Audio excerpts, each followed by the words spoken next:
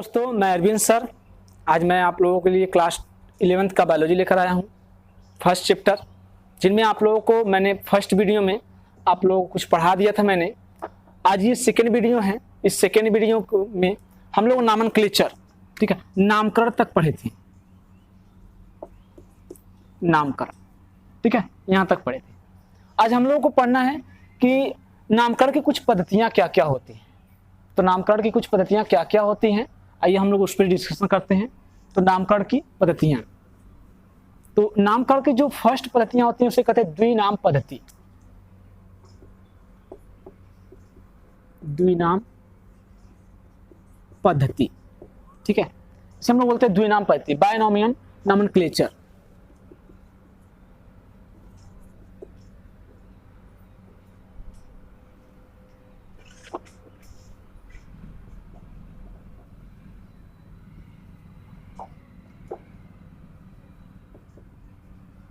Binomial nomenclature, ठीक है। देखिए, जो द्विनाम पद्धति है इसको सबसे पहले कैरोलस लिनियस साइंटिस्ट का नाम है, कैरोलस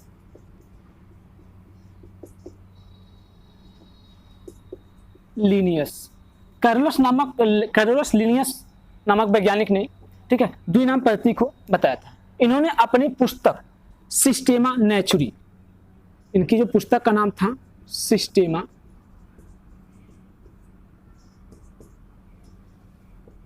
नेचुरी, ठीक है, ये सिस्टेमा नेचुरी नामक पुस्तक में इन्होंने बायनोमियल नोमेनक्लेचर पद्धति को प्रदर्शित किया था, अर्थात समझाया था इसको, ठीक है। चलिए हम लोग देखते हैं कि द्विनाम पद्धति होता क्या है, ठीक।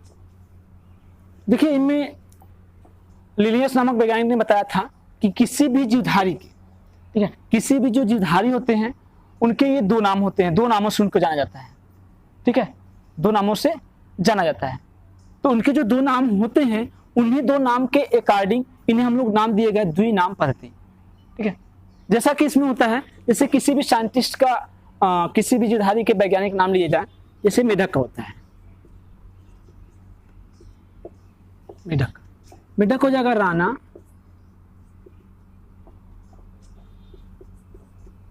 टिग्रीना, ठीक है। तो द्विनाम पद्धति में देखिएगा, जितने भी इन्होंने बताया था कि जितने भी जीवधारी होते हैं या एनिमल्स होते हैं उनके जो जीवधारी के नाम होते हैं वह नाम दो पद्धतियों से मिलकर बने होते हैं, ठीक है, जिसमें फर्स्ट वर्ड है राणा और दूसरा नाम है टिग्रीना, ठीक है। दोनों वर्ड में से क्या है, फर्स्ट वर्ड है राणा और दूसरा टिग्रीना। और इसमें जो फर्स्ट वर्ड होता है ये राणा, ये वंश को प्रदर्शित करता है, वंश को, और ये किसको प्रदर्शित करता है, जाति, ठीक है। ये मेढक का जो वंश होता है उसे हम लोग क्या कहेंगे, राणा कहेंगे, और जो ये टिग्रीना होता है ये क्या होती है, इसकी जाति कहती है। तो वंश और जाति दोनों मिलकर, ठीक है, किसी भी जीवधारी की साइंटिफिक नेम को प्रदर्शित करते हैं, तो हम लोग उसे कहते हैं द्विनाम पद्धति, ठीक है। और इस द्विनाम पद्धति, ठीक है, इसके बाद हम लोग आगे नेक्स्ट टॉपिक चलते हैं, जातियों की संकल्पना, ठीक है। आइए हम लोग नेक्स्ट टॉपिक पे आते हैं, जातियों की संकल्पना।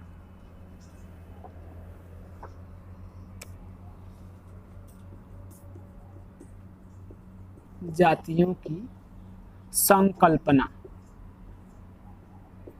ठीक है भाई, हम लोगों को ये पढ़ना है जातियों की संकल्पना, ठीक। कॉन्सेप्ट ऑफ स्पीसीज,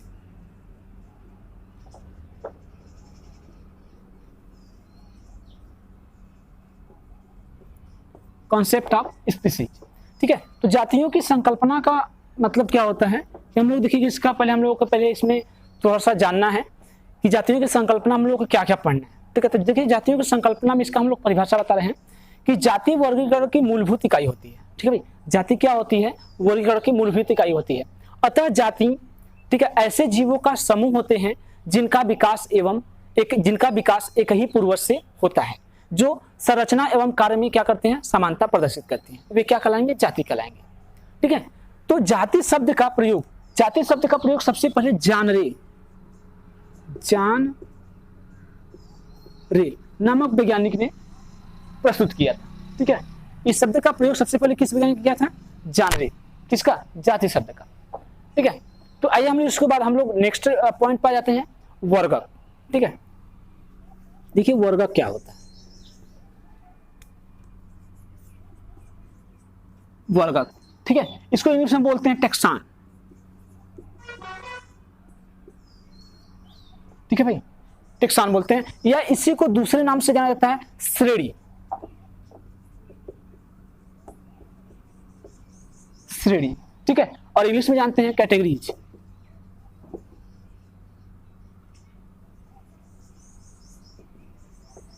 कैटेगरीज, ठीक है, तो देखिए कैटेगरीज वर्गक क्या होता है, इसका हम परिभाषा आप लोग बता रहे हैं।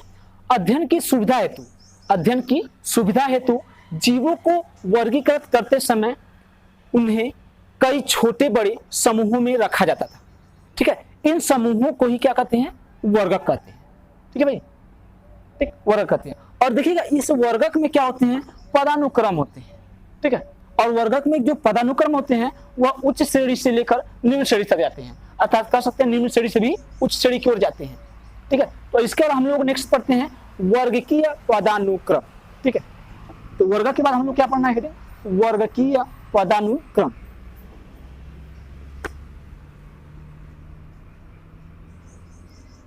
वर्गकीय पदानुक्रम।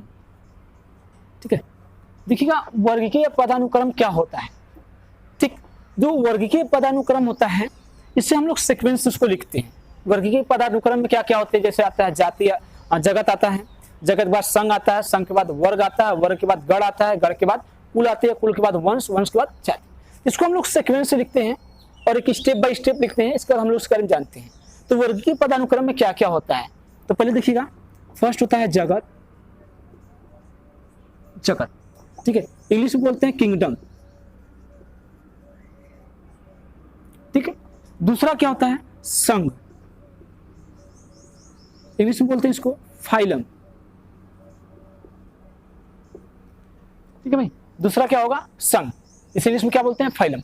और तीसरा क्या होगा? वर्ग। वर्ग इंग्लिश में क्या बोलते हैं? क्लास। ठीक है, तीसरा क्या है? वर्ग। चौथा क्या है? गण, इंग्लिश में बोलते हैं आर्डर। ठीक है, आर्डर के बाद क्या आते हैं? इसके बाद जब हम लोग गण पढ़ लेते हैं इसका तो क्या आता है? कुल आता है। ठीक है, तो कुल, इसको बोलते हैं फैमिली। ठीक है, कुल के बाद क्या आता है? वंश आता है, तो लिखते हैं वंश। ठीक है, इसको इंग्लिश में बोलते हैं जीनस। ठीक, वंश के बाद क्या आता है? जाति, इसको इंग्लिश में बोलते हैं स्पीसीज। ठीक है, देखिए मैंने ऐसे जो लिखा है ये इसको लिखने का एक क्रम वाइज होता है, ये साइंटिस्ट के अनुसार होता है, ये परिस्थितियों के अनुसार होता है ऐसा लिखने का तरीका। ठीक है, अब देखिएगा यहां हम लोग इसको लिखते हैं उच्चतम, ये रहेगा उच्चतम। उच्चतम से क्या है? निम्नतम। उच्चतम से निम्नतम की ओर आ रहे हैं। ठीक है, तो चलिए देखते हैं हम लोग क्या होता है, जगत क्या होता है, संघ क्या होते हैं, वर्ग क्या होते हैं, गण क्या होते हैं, कुल क्या होते हैं, वंश क्या होते हैं, जाति क्या होते हैं। ठीक है, इसके बारे में हम लोगों को जानना है, तो ध्यान दीजिएगा। इसको देखिए याद करने का एक ट्रिक आप लोगों को बता रहे हैं। ठीक है, एक ट्रिक क्या उसका होता है कि आप लोगों को ये आसानी से याद हो जाए सीक्वेंस में। ठीक है, क्योंकि ये AIPMT में पूछा गया क्वेश्चन है, नीट में क्वेश्चन पूछा जाते हैं। ठीक है, AIPMT को ही नीट में तब्दील कर दिया गया है, तो इसको इसके कारण यहाँ से क्वेश्चन ये पूछा जाता है कभी कभी इसी को सीक्वेंस से। ठीक है, इसके क्रम वाइज को क्या कर देगा? चेंज कर देगा, और चेंज करने के बाद देता है कि इसको क्रम वाइज आप बताइए, तो उसमें रहेगा ऑप्शन में आप लोगों को चूज करना पड़ता है ऑप्शन कैसा है। ठीक है, तो देखिए इसको हम लोग एक ट्रिक से जानते हैं, KP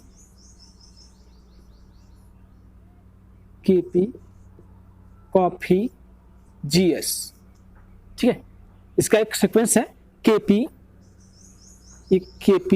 कॉफी GS। ठीक है, देखिएगा kingdom, phylum, class, order, family, genus, species.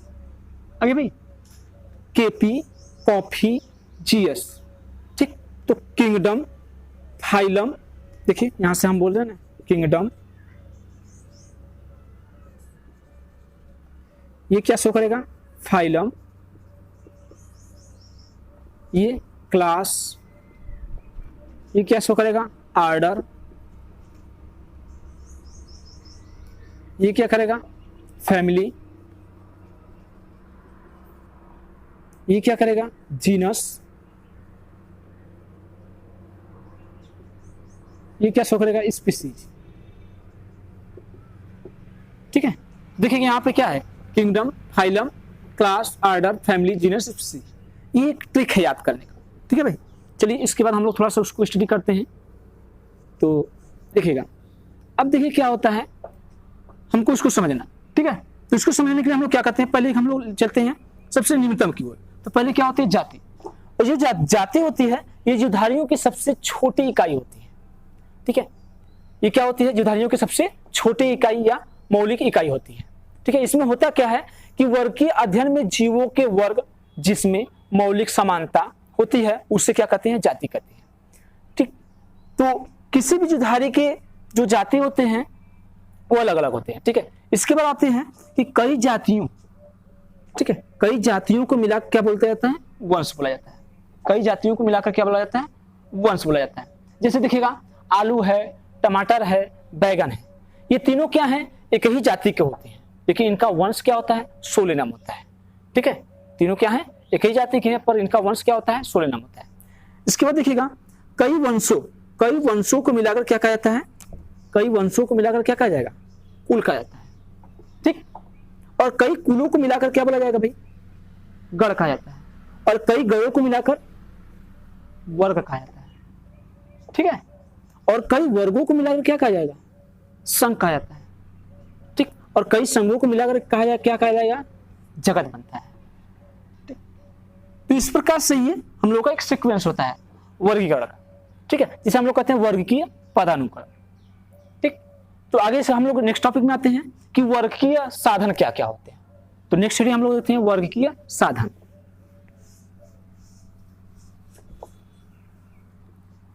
तो नेक्स्ट स्टडी है वर्गीय साधन। ठीक है, तो देखिए वर्गीय साधन क्या होता है। तो वर्गीय साधन निम्न प्रकार के होते हैं या निम्न होते हैं, तो उनको हम लोगों को समझना है। तो पहले हम लोग लिख लेते हैं वर्गीय साधन में। तो फर्स्ट वर्गीय साधन क्या क्या है देखिए, उसके बारे में पहले देखिए। तो पहला है हर्बेरियम। हर्बेरियम, ठीक। दूसरे की बात करते हैं, तो दूसरा क्या है, वनस्पतिक उद्यान। वनस्पतिक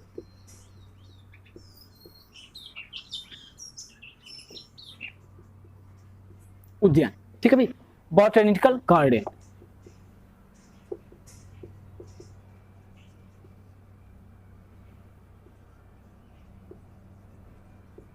बॉटनिकल गार्डन, ठीक है भाई। और इसके बाद हम लोग तीसरा का जब अध्ययन करते हैं, यहाँ पे लिखिए वनस्पतिक उद्यान बॉटनिकल गार्डन। तो इसके बाद हम लोग कहते हैं तीसरा प्राणी पार्क। प्राणी पार्क, इंग्लिश में बोलते हैं जूलॉजिकल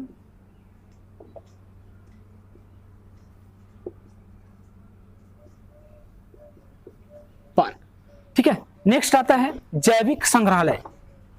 फोर्थ है जो जैविक संग्रहालय, ठीक है। इंग्लिश में इसको बोलते हैं बायोलॉजिकल, ठीक है, बायोलॉजिकल,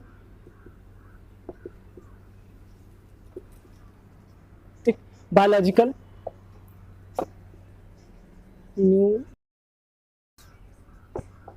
ठीक है भाई।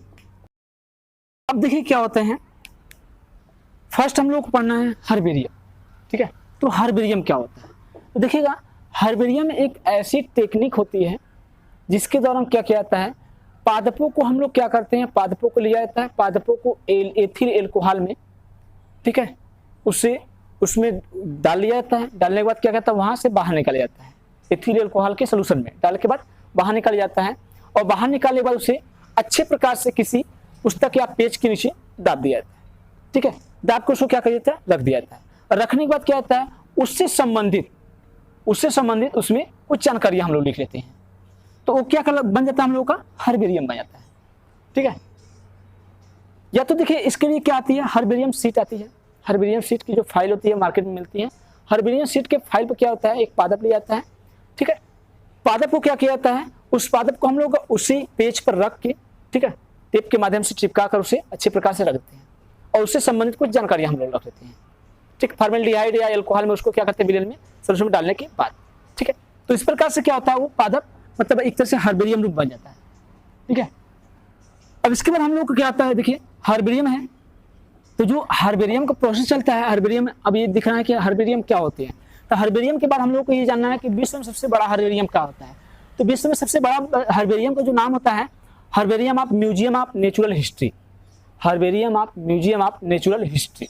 ठीक है, ये विश्व का सबसे बड़ा हर्बेरियम होता है। ठीक है, ये कहाँ पर स्थित है, फ्रांस में स्थित है। ठीक है, फ्रांस में, पेरिस जगह है, पेरिस फ्रांस में ही पड़ता है, वहां पर स्थित है।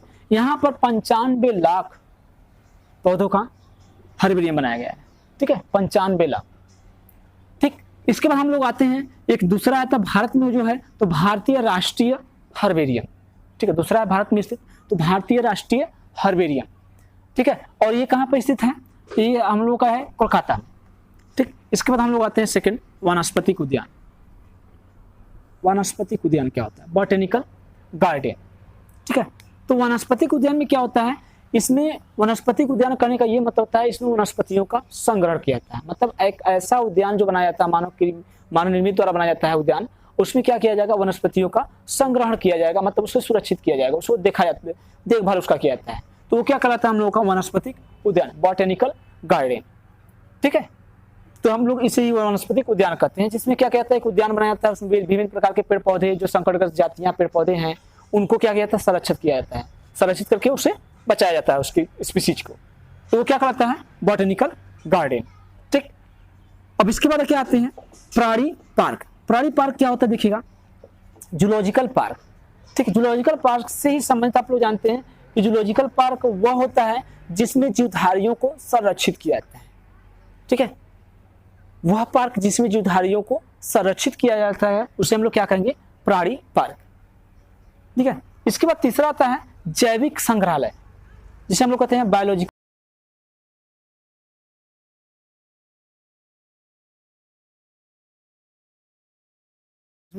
इसमें जीवों के जो अवशेष होते हैं, उसे क्या कहता है, एक संग्रहालय में सुरक्षित रखा जाता है, इसलिए हम इसे क्या कहेंगे, जैविक संग्रहालय। ठीक है, तो इसमें जीवधारियों के अवशेष को या जीवधारियों को बॉडी को एक संग्रहालय में सुरक्षित प्रकार से रखा जाता है, तो उसे हम लोग क्या कहेंगे, जैविक संग्रहालय कहते हैं। ठीक है, अब इसके बाद हम लोग नेक्स्ट पॉइंट में आते हैं, नेक्स्ट टॉपिक पे आते हैं, बायोलॉजी, जीव विज्ञान।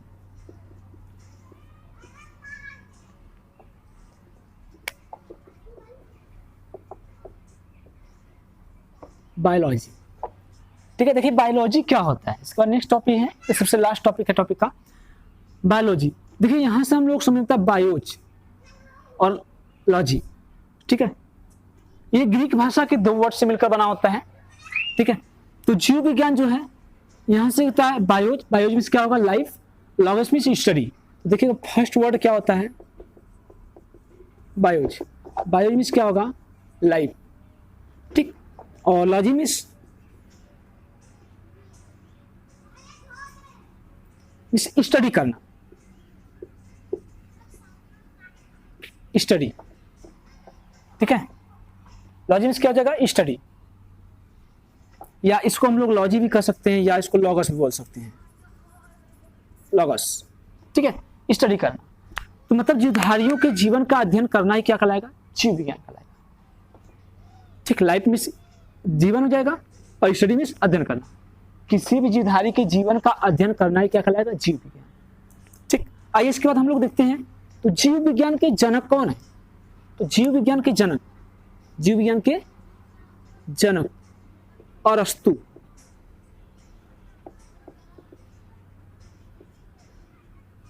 जो अरस्तु वैज्ञानिक है, ये क्या है, जीव विज्ञान के जनक है। ठीक है, और इस जीव विज्ञान को, ठीक है, इस जीव विज्ञान को जो नाम दिए थे, ठीक है। ये जीव विज्ञान जो नाम दिए थे वह नाम दिए थे लैमार्क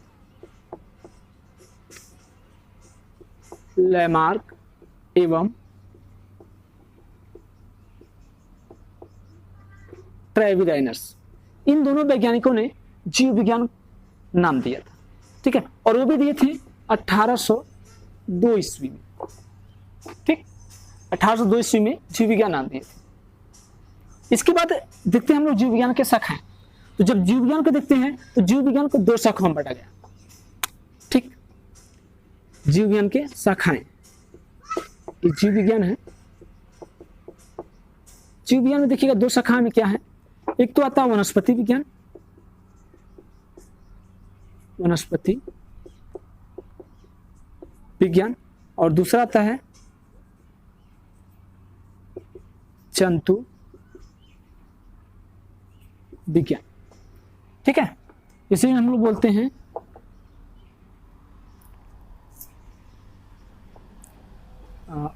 वनस्पति विज्ञान, ठीक। ध्यान दीजिएगा, तो इंग्लिश में इसको बोला जाता है बॉटनी, इसको बोला जाता है जूलॉजी, ठीक। तो वनस्पति विज्ञान क्या होता है? वनस्पति विज्ञान, देखिए इसका परिभाषा बता रहे हैं, जीव विज्ञान की वह शाखा जिसके अंतर्गत पेड़ पौधों का अध्ययन करते हैं उसे हम लोग क्या बोलेंगे? वनस्पति विज्ञान। देखिए बॉटनी मीन्स क्या होता है? बॉटनी मीन्स क्या हो जाएगा? हर्ब, हर्ब, ठीक है। या हम लोग बोल सकते हैं प्लांट्स, और हर्ब मीन्स क्या हो जाएगा? शाक, और प्लांट मीन्स पेड़ पौधे, ठीक है। तो इस प्रकार इसमें क्या होगा? शाक मतलब शाकीय पेड़ पौधे होते हैं। तो इसका परिभाषा देखिएगा, जीव विज्ञान की वह शाखा जिसके अंतर्गत शाकीय पेड़ पौधे या पेड़ पौधों का अध्ययन करते हैं, या हम लोग बोल देंगे पेड़ पौधों का अध्ययन करते हैं, उसे क्या कहेंगे? वनस्पति विज्ञान। जो इनके जनक हैं, वनस्पति विज्ञान के जो जनक हैं वो कौन है? थियोफ्रेस्टस, थियोफ्रेस्टस, ठीक है। वनस्पति विज्ञान के जो जनक हैं वो थियोफ्रेस्टस है। अब हम लोग देखते हैं जूलॉजी। देखिएगा जूलॉजी, तो इसको बोलते हैं जूयान। जूयान में होता है एनिमल, या बोल सकते हैं एन एनिमल, ठीक है। लॉगस, स्टडी, स्टडी में अध्ययन कर, ठीक है। तो यहां से देखिए इसका हम परिभाषा बनाते हैं, जीव विज्ञान की वह शाखा जिसके अंतर्गत जीव जंतुओं का अध्ययन करते हैं, ठीक है, उसे हम लोग क्या कहेंगे? जंतु विज्ञान। इसे देख लीजिएगा, जीव विज्ञान की वह शाखा जिसके अंतर्गत जीवित जीव जंतुओं का अध्ययन करते हैं उसे क्या कहेंगे? जंतु विज्ञान। इसके जो जनक का नाम है अरस्तु। इनके जनक कौन है भाई? अरस्तु, ठीक है भाई। तो आज के लिए बस इतना ही। इसके बाद हम लोग नेक्स्ट वीडियो में देखते हैं, और हमारे इस चैनल को सब्सक्राइब कर लीजिएगा, क्योंकि आप लोगों को आगे वीडियो देखने के लिए सुविधाएं पड़ेंगी। धन्यवाद। बनाना चाहती है, सब्सक्राइब करा दिया, वैसे आज बहुत बढ़िया पड़ी।